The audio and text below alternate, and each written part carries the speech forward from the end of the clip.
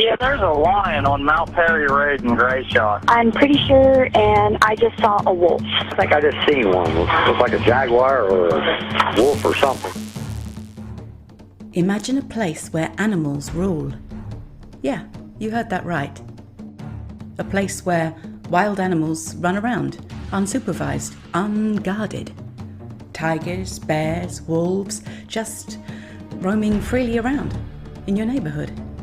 Actually, to be more specific, 18 Bengal tigers and 17 lions. Would you venture outside? Well, throw in 6 black bears, 2 grizzlies, a trio of mountain lions, and a pair of wolves for good measure, and that's exactly what the residents of Zanesville, Ohio faced one misty morning in October 2011. Lock your doors and windows. Stay inside. This is the unbelievable story of Terry Thompson and the Zanesville Zoo massacre. Terry Thompson seemed a pretty normal guy, but born and raised in Janesville, Ohio, Terry was a character of sorts. He was an exotic animal enthusiast and owned an extensive private collection. He would often have tigers and lions padding around his property, and while it was incredibly intimidating for his neighbours, they were accustomed to Terry's responsible caretaking and supervision. He would call his pets by name and seemed to be a genuine animal lover. Sure, his collection involved exotic and often dangerous animals, but life was fairly relaxed for Terry. Saying that, he did have some disputes with concerned neighbours, and he'd even had a couple of run-ins with the law over the years. Local residents would often hear the roars and bellows of lions at night. But in general, Terry's animals were never really a threat. Until they were. According to his neighbours, if you saw a lion or a tiger, chances were Terry was right there beside it. However, in October of 2011, that wasn't the case. In fact, Terry was nowhere to be found. Terry's love affair with animals started back in 1977, when he gifted his wife, Marion, a baby lion cub for her birthday. Since then, his passion for raising wild animals grew. He slowly but surely expanded his collection over the next 24 years, to the point where he would even let them feature in TV commercials and photo shoots. In fact, one of his tigers was used in a prominent photo shoot with German supermodel Heidi Klum. At this time, it was said that Terry's passion and love for his animals was clear. He had vets and specialists on call for every animal health problem that arose, however small. He was careful, he was meticulous, he was diligent. He devoted every second of every day to caring for his animals, and although profitable opportunities would spring up every now and then, commercials and the like, his passion for caretaking was never rooted in the money. He was devoted to his collection and to caring for the wild animals he regarded as his pets. But if this really was the case, what on earth caused him to set his animals free? Well, in part, Terry was incredibly sensitive. He struggled mentally and suffered from acute PTSD. You see, Terry was a Vietnam War veteran. At one point, he went to prison on gun charges, only to be released about a month later. Over the years, he became a bit of a recluse. His house was dirty, with rubbish piling up and animal waste lying around. While he was in prison, Terry asked his wife, Marion, to take care of the animals. However, by this point the marriage was shaky. Marion was a devoted wife and familiar with what was required to care for the animals, but it was a mammoth task. On top of having to manage the exhausting day-to-day operations of his menagerie, the weight of the world quickly fell on her when she realized that her husband had accrued debts of over $68,000 in unpaid income and property taxes. The IRS was soon knocking on the door. This was the last straw for Marion, and it drove her to leave Terry, which some said ultimately caused him to snap and put into motion the tragic chain of events on that fateful day. It all started on the evening of October 19th, 2011, when Terry's neighbour, Sam Kopchak, was tending to his new horse out in the paddock. He noticed that his horse was acting strange, a bit skittish. He looked across towards Terry's property and noticed that Terry's horses were also a bit agitated. They were gathered into a circle, unusual behaviour, but it wasn't until they broke apart again that Sam was able to see the cause. In the middle of the circle lay a black bear, completely still. Tellingly, Kopchak wasn't completely surprised. It wasn't the first time that one of Thompson's animals had got loose. The bear wasn't fully grown and he didn't seem threatening. But before Sam could move, an uneasy feeling came over him.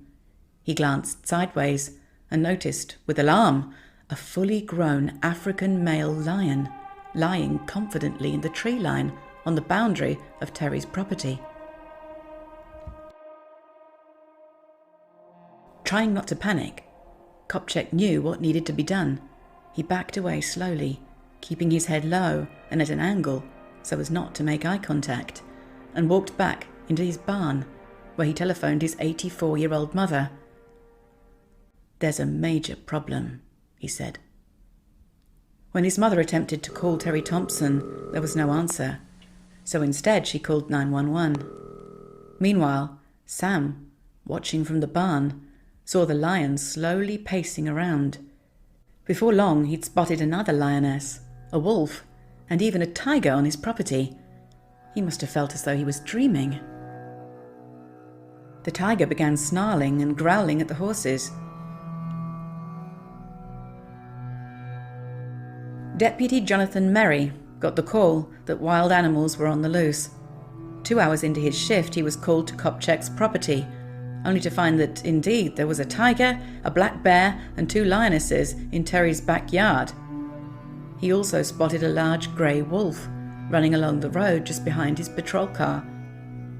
Deputy Merry pulled up, set down his clipboard, grabbed his rifle from the trunk, and slowly followed the wolf.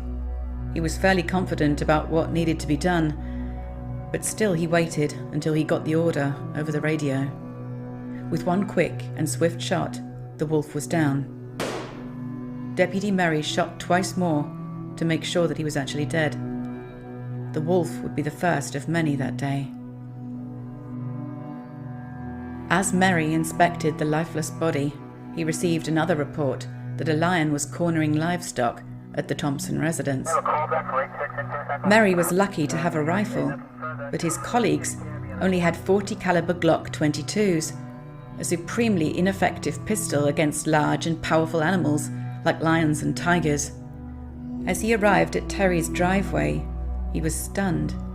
Another deputy was running back and forth. Merry tried to grab his rifle, but it snagged on the computer stand, so he left it. It was at that moment that, seemingly from nowhere, a big black bear came hurtling towards him. Merry said he remembered the key words from his training: "Shoot what you see." He only had his Glock 22, so he hoped for the best and pulled the trigger. Luckily, the bear was down with a single shot. As Merry ran back to the car for his rifle, he encountered one of the African lionesses crawling under a livestock fence and moving south towards a neighbouring property. Merry shot her before she could escape. As he turned around, he found himself struggling to decide whether to pursue the black bear or a tiger he'd spotted in the meantime. But before he could think, a cry of alarm set him running in the direction of a driveway, where he found a cougar, and worse, a male African lion crouching, ready to pounce. He shot the lion, and another deputy on site put down the cougar. Ultimately, Merry was tasked with patrolling the border between Thompson's property and Interstate 70. By the end of the night, Merry had shot 2 further lions, a tiger, and a grizzly bear. It was grim, but the instructions had been clear, and there was no chance to think twice. At this point, Terry Thompson was still nowhere to be found.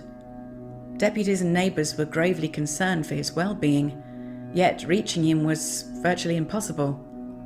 When Sergeant Stephen Blake, another official on the ground, decided to go onto Terry's property, he found more animals on the loose. Cage doors were hanging open, some of the chains appeared to have been visibly cut, but still there was no response from the house. The sergeant found John Moore, who was a regular part-time caretaker of the animals, and they decided to approach the house together. As they got closer, they saw 2 monkeys and a dog in cages. But it's what they saw on their way back that made them freeze. A white tiger was crouching low to the ground, gnawing at something bizarre. They knew immediately that they couldn't get any closer, but they could see that it was a body. By this point, word was spreading about the chaos ensuing in Zanesville. Nearly 40 miles away, the Columbus Zoo was hosting an event for the International Rhino Foundation. There were murmurs and whispers that people needed to leave because Thompson's animals were on the loose. Then and there, zookeepers began to assemble their capture and seize teams and materials. They armed themselves with both tranquilizer guns and regular weapons. Back in Zanesville, the police on Thompson's property were totaling the suspected number of wild animals on the loose. They concluded a staggering 56. At the same time, Deputy Todd Carnarvon arrived on the scene. He, along with other law enforcement officials, had, at this point, made the difficult decision to put down all animals that were loose, including those found on Terry's property. So, in comes the shooting party. The officials carried bolt-action rifles, a sniper from their SWAT team, various other assault rifles, and a 9mm HK MP5 submachine gun. First came the tigers. 2 of them, cornered, charged towards the law enforcement officials and were immediately put down. When it came to dealing with the white tiger, they were confronted with the dark reality: Terry's body. Blake had already approached Deputy Carnarvon and informed him about his suspicions. However, after dealing with the tiger, they were able to check the body. Despite having been mauled, there was also evidence of a gunshot wound to the head. Thompson's own revolver lay close by, along with a set of wire bolt cutters. Talk about a possible suicide began to circulate, but before people could wonder about the cause of Terry's death, several large cats were spotted crossing the boundary line back onto the southern end of the property. First, there was an African lioness, an astute cat that outran officials as they took aim, but in the end, it was shot. And so it carried on throughout the evening. Around 50 animals, mostly large, wild, and by nature aggressive predators, were hunted down and neutralized. Officers then began to lay the dead animals out in rows, according to species. It felt like a massacre. And lest you think that the authorities acted callously, according to Deputy Carnarvon, shooting animals was more heartbreaking than shooting any human. In his words, quote, "They didn't ask to be there." The numbers on the animals that were shot and killed were 2 wolves, 6 black bears, 2 grizzly bears, 9 male lions, 8 lionesses, a baboon, 3 mountain lions, and 18 Bengal tigers. Meanwhile, the team from Columbus Zoo had arrived too late. Former director of the zoo, Jack Hanna, had even arrived in Zanesville in hope of calming down the situation.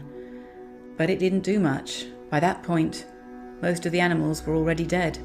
A total of 49 confirmed animals were shot and killed. A macaque monkey was unaccounted for and suspected to have been caught and eaten by one of the cats. Only 6 animals survived: 3 leopards, 2 macaques, and a small grizzly bear, all on Terry's property. It was quickly decided that the animal carcasses should be buried on Thompson's land. His wife, Marion, was hysterical, crying out for her animals, but she eventually helped choose the burial spot, and they called in a JCB to dig a 30-foot deep hole. The animals were scooped up and dropped into the large hole. No questions asked. The earth literally swallowed them up. A kind of deadly safari in the suburbs of Ohio today. As more than 50 lions, Bengal tigers, and bears roamed the streets, residents locking their homes, children kept behind closed doors. The animals were unleashed on the town by a suicidal man who kept them in his backyard. And ABC's David Curley spent the day following this inconceivable story and the animal scouts who had to track wild prey in Zanesville, Ohio. Nobody has answered proper questions that I've asked the House of Representatives, and nobody else would comment on camera while I was in Ohio. That how come paralyzing agents weren't used or offered to be used to where they could paralyze these animals in 10 to 15 seconds, which would have gave them anywhere between 10 and 15 minutes to ascertain these animals and put them back in cages. So no, to this date, nobody has had to answer to why they chose to just slaughter this many animals instead of being prepared. You had 2 zoos respond to this. We think of tranquilizer guns as being 99% effective, but you're saying it's that hard to tranquilize one of these animals? Can you imagine trying to tranquilize an animal in the dark? Fine, we have a spotlight on, we hit it. You don't know exactly where you hit. Did you hit it in the muscle? Did you hit it in the bone? If you hit the bone, that means the plunger might not go in and get the medicine in. So what do? Then we send the veterinarian up there, the sheriff up there to see if the animal's down, right? What's going to happen if the animal's just sitting there and not even asleep? You're dead. I've seen a Bengal tiger, Diane, take down a 2,000-pound water buffalo in India, filming them in less than 10 seconds. A 2,000-pound water buffalo, it's like an explosion going off. When police arrived back on the scene by Terry's body, they inspected the bolt cutters and found a Ruger .357 Magnum revolver. Could it really have been a suicide? It still wasn't known. The only thing known was that Terry died from a gunshot to the head, and that afterwards it looked as though at least one of the animals had dragged him a little way and started to attack him. The autopsy report by the Licking County Coroner's Office revealed several surprises. Terry had suffered from a severe cardiovascular disease. He didn't take drugs, only Benadryl. He did have grey gunpowder on his hand and lacerations on his forehead. He had scratches all over his torso, legs, head and neck. But the most gruesome of injuries was neither on the torso nor the head.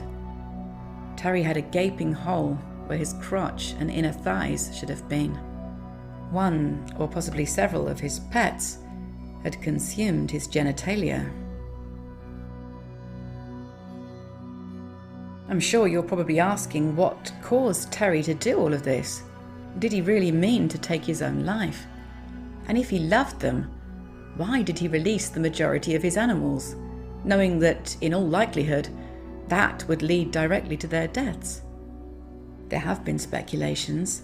John Moore, the animal caretaker, had told Deputy Jeff Lecoq that when he had last met with Terry, the evening prior to the incident, Terry confessed that he'd received an anonymous letter alleging Marion, Terry's wife, was cheating on him. At that point, Terry had just been released from prison. Terry asked Moore if he knew of Marion's affair, and Moore had replied that no, he didn't. But Moore explicitly recalls one thing Terry told him that night. Quote, "I have a plan to find out, and you will know when it happens." Maybe what's now become known as the Zanesville Zoo massacre was Terry's plan after all. Perhaps his only plan was to take himself out. We'll never be sure. But what we do know is that October 18th, 2011 would go down as one of the grimmest and most heartbreaking nights in Ohio's history.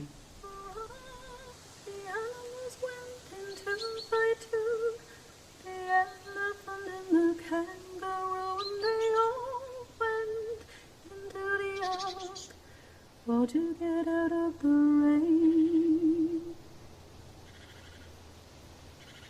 the animals went and 3 by 3, hurrah, hurrah.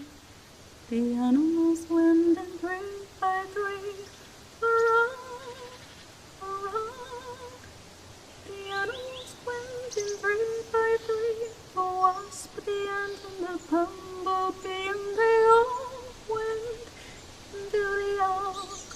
for to get out of the rain.